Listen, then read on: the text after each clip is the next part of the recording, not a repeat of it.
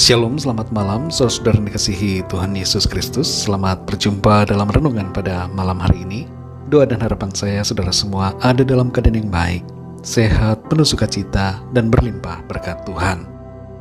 Sebelum kita mendengarkan renungan firman Tuhan, mari sama-sama kita berdoa. Bapa kami yang di sorga, Bapa dalam nama Tuhan Yesus Kristus, kami bersyukur untuk berkat penyertaan Tuhan di sepanjang hari ini. Tuhan sudah menolong kami, Tuhan sudah memberkati dan menuntun setiap langkah kami. Pada saat ini kami mau mendengarkan sabda firman-Mu. Jamah hati kami Tuhan, jadikan seperti tanah yang baik, tanah yang subur, yang dapat menerima setiap kebenaran firman-Mu dengan penuh sukacita dan taat melakukan kehendak Tuhan. Dalam nama Tuhan Yesus kami berdoa. Haleluya. Amin. Saudara yang dikasihi Tuhan, pembacaan Alkitab kita pada saat ini terdapat dalam Kitab Mazmur pasal yang ke-10. Saudara dapat membacanya secara pribadi setelah mendengarkan renungan ini. Saya akan membaca Mazmur 10 ayat yang ke-4. Tertulis demikian. Kata orang fasik itu dengan batang hidungnya ke atas, Allah tidak akan menuntut, tidak ada Allah. Itulah seluruh pikirannya. Saudara yang dikasihi Tuhan, dua orang pencuri spesialis motor menargetkan sebuah motor yang terparkir, lalu melihat-lihat keadaan sekeliling. Ketika dirasa aman, seorang dari mereka segera beraksi dan berhasil menyalakan motor. Pada saat sedang memundurkan motor dan akan segera pergi dari tempat itu, salah satu dari mereka melihat ada kamera CCTV. Ia pun memberitahukan kepada temannya mengenai keberadaan CCTV itu. Sadar bahwa aksi mereka tertangkap kamera, mereka mengembalikan motor ke posisi semula dan tidak jadi mencuri. Saudara yang dikasihi Tuhan, seandainya semua orang sadar bahwa setiap tindakannya diperhatikan oleh satu pribadi yang maha tinggi dan maha kuasa, maka tidak akan ada tindakan kejahatan di bumi ini. Setiap tindakan dan perbuatan kita dilihat dan diperhatikan dengan seksama oleh Tuhan. Dan Tuhan akan membalaskan setiap perbuatan yang dilakukan oleh manusia.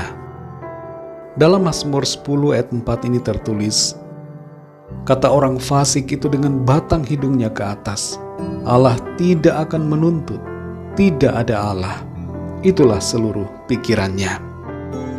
Ayat ini saudara berbicara tentang apa yang menjadi pikiran dari orang fasik.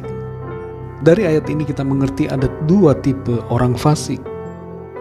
Pertama adalah orang fasik yang percaya bahwa Allah ada, tapi menganggap bahwa Allah tidak akan menuntut apa-apa dan tidak akan meminta pertanggungjawaban atas perbuatan jahat yang dilakukan. Kedua adalah orang fasik yang tidak percaya akan eksistensi Tuhan, pencipta alam semesta ini.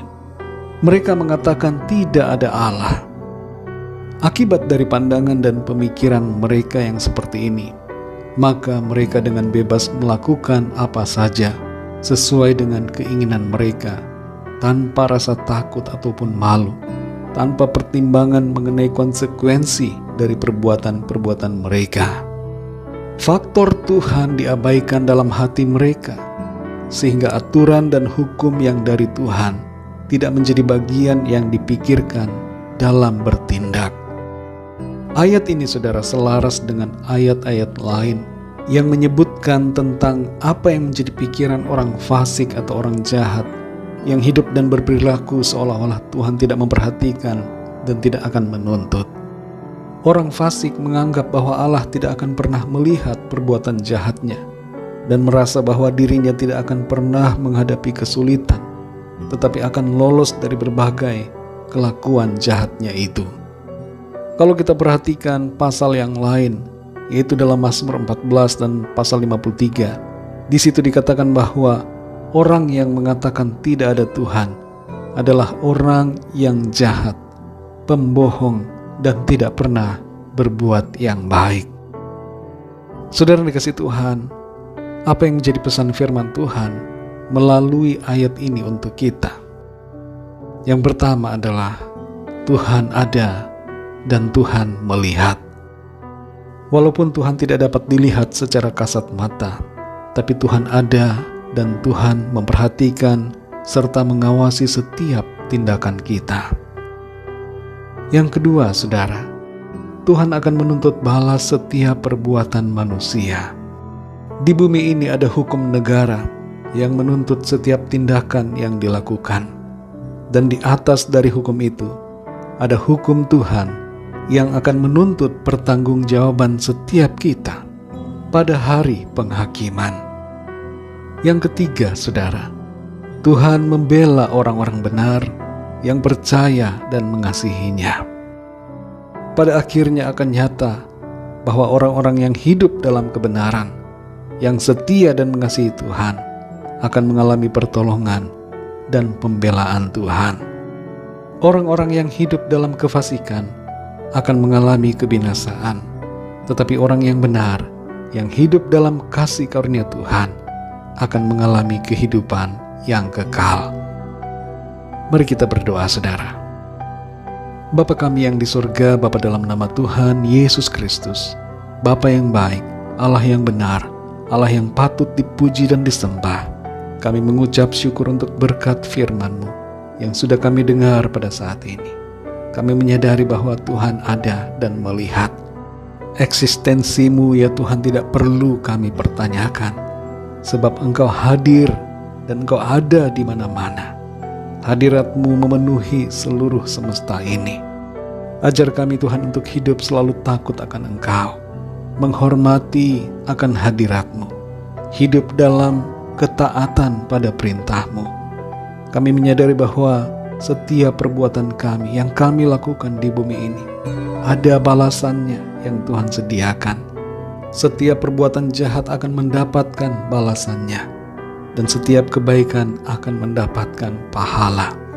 Kami bersyukur untuk firman Tuhan, dan kami bersyukur bahwa Tuhan tidak membiarkan dan tidak meninggalkan orang-orang benar yang selalu percaya dan mengasihi Engkau. Terima kasih Tuhan untuk anugerah-Mu. Oleh karena karya penebusan-Mu, kami telah dibenarkan, dikuduskan, dan diangkat menjadi anak-anak-Mu.